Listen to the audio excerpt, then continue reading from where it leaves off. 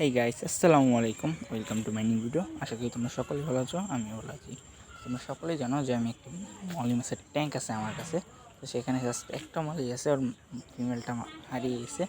তো চিন্তা করলাম যে আমি এই ট্যাঙ্কে কিছু যদি দেশি মাছ ছাড়ি তাহলে কেমন হয়। আর আমাদের দেশে কিন্তু অনেক সুন্দর সুন্দর মাছ আছে।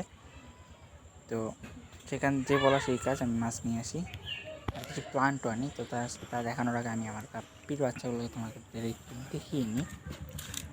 যেহেতু এই মাছটা বেবিটা ট্রান্সপারেন্ট, তাই ওদেরকে দেখা যায় না, খুব একটা পানি জাতীয়, তাই পানির সাথে মিশে যায়, তাই এদেরকে দেখানো যায় না। তারপরও দেখানোর তোমাদেরকে আমি চেষ্টা করব।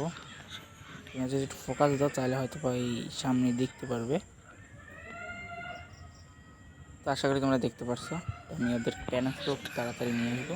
আর তারপর আমি যে প্লান্টগুলো আছে সেই প্লান্টের আমি নাম জানি না, জাস্ট আমি তোমাদের এদের সৌন্দর্যটা দেখাই।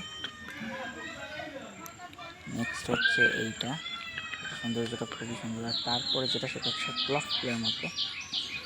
দেখো এই সেই গোলাপ ফুল, আর বড় হলে আরও সুন্দর দেখাবে। তো নেক্সট আমি যে মাছটা দেখাবো তারাও দেখাচ্ছি। আর মাছটার নাম বলবো না, তোমরা যারা যারা জানো অবশ্যই কমেন্টে জানিয়ে যাবে। এই যে সেই মাছটা। Thank you for watching, tata.